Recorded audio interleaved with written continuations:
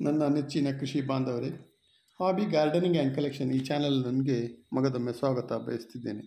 ಮಿತ್ರರೇ, ನಾನು ಇವತ್ತು ಕೃಷಿಕರಿಗೆ ಈ ಮುದುಳದಂತಹ ನಾಯಿಗಳನ್ನು ಸಾಕಿಕೊಳ್ಳುವುದರಿಂದ ಯಾವ ರೀತಿ ಲಾಭವಾಗುತ್ತದೆ ಎಂಬ ಬಗ್ಗೆ ವಿಡಿಯೋ ಮಾಡ್ತಿದ್ದು, ಇಲ್ಲಿ ನಾನು ಮುಖ್ಯವಾಗಿ ಈ ನಾಯಿಗಳಿಂದ ಯಾವ ರೀತಿ ಲಾಭ ಮಾಡಿಕೊಳ್ಳಬಹುದು, ಈ ಮುದುಳ ನಾಯಿಗಳ ಅಥವಾ ಇನ್ನಿತರೆ ತಳಿಯ ನಾಯಿಗಳು ಸಾಕುವುದರಿಂದ ಆಗುವ ಲಾಭ, ಇದರ ಬಗ್ಗೆ ಮಾಹಿತಿ ನೀಡಿದ್ದು, ಇದನ್ನು ಆರಂಭಿಸೋದಕ್ಕಿಂತ ಮೊದಲು ಕೃಷಿ ಪ್ರಿಯರಾದ ತಾವೆಲ್ಲರೂ ನಮ್ಮ ಕೃಷಿ ಆಧಾರಿತ ಚಾನಲನ್ನು ಸಬ್ಸ್ಕ್ರೈಬ್, ಲೈಕ್, ಶೇರ್ ಮಾಡುವರೆ ಕೇಳಿಕೊಳ್ತಿದ್ದೇನೆ.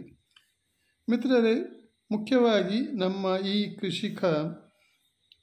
ಕೃಷಿಕರು ಸಾಮಾನ್ಯವಾಗಿ ಕಾಡು ಗುಡ್ಡೆಗಳ ಪ್ರದೇಶಗಳಲ್ಲಿ ಮತ್ತು ನದಿಗಳ ತಪ್ಪಲಲ್ಲಿ ಹೆಚ್ಚಾಗಿ ಕೃಷಿ ಭೂಮಿ ಹೊಂದಿದ್ದು, ಅಲ್ಲಿ ಕೃಷಿ ಮಾಡುವಾಗ ಕಾಡಹಂದಿ, ಮುಳ್ಳುಹಂದಿ, ಮಂಗಗಳು, ನವಿಲು ಮತ್ತು ಇನ್ನಿತರ ಕಾಡು ಪ್ರಾಣಿಗಳ ಹಾವಳಿಯಿಂದ ತುಂಬಾ ನಷ್ಟ ಅನುಭವಿಸಬೇಕಾಗ್ತದೆ.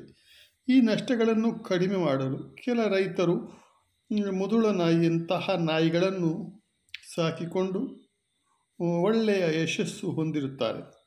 ಮೂಲತಃ ಬೇಟೆ ನಾಯಿಯಾಗಿರುವ ಈ ಮುದುಳ ತಳಿ ನಾಯಿಗಳಿಗೆ ಸ್ವಲ್ಪ ಮಟ್ಟಿಗೆ ತರಬೇತಿ ನೀಡಿದರೆ ಅವು ಹಂದಿ, ಮಂಗ, ನವಿಲುಗಳಂತಹ ಪ್ರಾಣಿಗಳನ್ನು ತೋಟದೊಳಗೆ ಬಾರದಂತೆ ಖಂಡಿತವಾಗಿಯೂ ತಡೆಗಟ್ಟುತ್ತವೆ.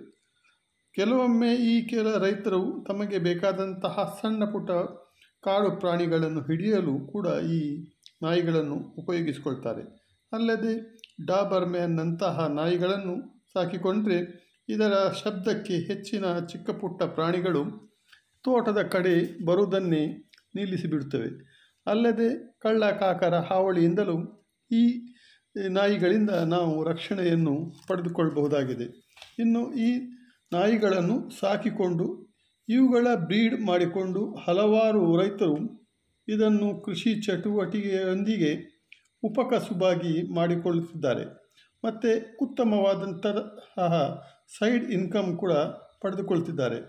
ನಂಬಿಕೆಗೆ ಮತ್ತು ಕೃತಜ್ಞತಾ ಭಾವಕ್ಕೆ ಹೆಸರುವಾಸಿಯಾಗಿರುವಂತಹ ನಾಯಿಗಳನ್ನು ಹಳ್ಳಿಯಲ್ಲಿ ಅಥವಾ ಸಿಟಿಗಳಲ್ಲಿಯೂ ಹೆಚ್ಚಿನವರು ಸಾಕಿಕೊಳ್ಳುತ್ತಿದ್ದಾರೆ. ಇದರ ಬೇಡಿಕೆಯು ಉತ್ತಮವಾಗುತ್ತದೆ.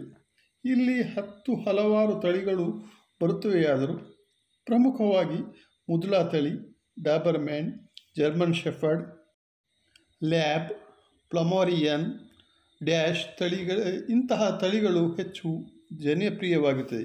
ಇಲ್ಲಿ ನಾವು ಆರಂಭದಲ್ಲಿ ಸ್ಥಳೀಯವಾಗಿ ಯಾವ ತಳಿಗೆ ಹೆಚ್ಚು ಪ್ರಸಿದ್ಧಿ ಇದೆಯೋ ಮತ್ತು ಹೆಚ್ಚು ಬೆಲೆ ಸಿಗುವಂತಾಗ್ತದೆಯೋ ಅಂತಹದನ್ನು ನೋಡಿಕೊಂಡು ಒಂದು ತಳಿಯನ್ನು ಆಯ್ಕೆ ಮಾಡಿಕೊಂಡು ಬ್ರೀಡಿಂಗ್ ಆರಂಭಿಸಬೇಕಾಗ್ತದೆ. ಅಲ್ಲದೆ ಪೆಟ್ ಶಾಪ್ಗಳಲ್ಲಿ ಕೂಡ ಇದರ ಬೇಡಿಕೆಯನ್ನು ನಾವು ಗಳಿಸಿಕೊಳ್ಬೋದಾಗಿದೆ. ರೈತರಲ್ಲಿ ಸಮಯ ಬೇಕಾದಷ್ಟು ಮತ್ತು ಜಾಗದ ವ್ಯವಸ್ಥೆಯು ಇರುವುದರಿಂದ ಇದು ತುಂಬಾ ಸುಲಭವಾಗುತ್ತದೆ. ಇಲ್ಲಿ ಡಾಬರ್ಮ್ಯಾನ್, ಈ ಜರ್ಮನ್ ಶೆಫರ್ಡ್ಗಳಂತಹ ತಳಿಯ ನಾಯಿಗಳಿಗೆ ಕ್ವಾಲಿಟಿಯ ಆಧಾರದ ಮೇಲೆ 10,000ದಿಂದ ಹಿಡಿದು 30,000 ತನಕ ಬೆಲೆ ಸಿಗುವಂತಾಗ್ತದೆ. ಈ ನಾಯಿಗಳು ಬ್ರೀಡ್ ಮಾಡಬೇಕಾದ್ರೆ ನಾಯಿಗಳ ಖರೀದಿ, ಶೆಡ್ ನಿರ್ಮಾಣ ಮತ್ತು ಅದಕ್ಕೆ ಬೇಕಾದಂತಹ ಅದರದ್ದೇ ಆದಂತಹ ಆಹಾರ ಇವೆಲ್ಲ ಸ್ವಲ್ಪ ಮಟ್ಟಿಗೆ ದುಬಾರಿಯಾಗಿರೋದ್ರಿಂದ ಮತ್ತು ನೈರ್ಮಲ್ಯತೆ, ರೋಗ ರುಜಿನಗಳ ನಿರ್ವಹಣೆ, ಬ್ರೀಡಿಂಗ್ ಮಾಡುವುದಕ್ಕೆ ಸ್ವಲ್ಪ ಮಟ್ಟಿನ ಟ್ರೈನಿಂಗ್ ಬೇಕಾಗಿರುವುದರಿಂದ ಇದನ್ನೆಲ್ಲವನ್ನು ನಾವು ಲೆಕ್ಕಾಚಾರ ಹಾಕಿಕೊಂಡೇ ಈ ಕೆಲಸಕ್ಕೆ ಕೈ ಹಾಕಬೇಕಾಗ್ತದೆ. ಇದು ಕೃಷಿಯಲ್ಲಿ ನಾಯಿಗಳ ಉಪಯೋಗ ಮತ್ತು ತಳಿಗಳ ಅಭಿವೃದ್ಧಿ ಬಗ್ಗೆ ಸಂಕ್ಷಿಪ್ತವಾದ ಮಾಹಿತಿಯಾಗಿದ್ದು, ನಿಮ್ಮಲ್ಲಿ ಸಂಶಯಗಳಿದ್ದರೆ ಅಥವಾ ಹೆಚ್ಚಿನ ಮಾಹಿತಿ ಬೇಕಾದಲ್ಲಿ ಕಮೆಂಟ್ ಮಾಡಿ ಕೇಳಬಹುದಾಗಿದೆ. ನಾವು ನಿಮಗೆ ಬೇಕಾದಂತಹ ಮಾಹಿತಿಯನ್ನು ಖಂಡಿತವಾಗಿಯೂ ಒದಗಿಸಲು ಪ್ರಯತ್ನಿಸುತ್ತೇವೆ. ನಿಮ್ಮ ಅಮೂಲ್ಯವಾದ ಸಮಯ ನೀಡಿ ವಿಡಿಯೋ ಆಲಿಸಿದ್ದಕ್ಕೆ ತುಂಬಾ ಧನ್ಯವಾದಗಳು. Thank you very much.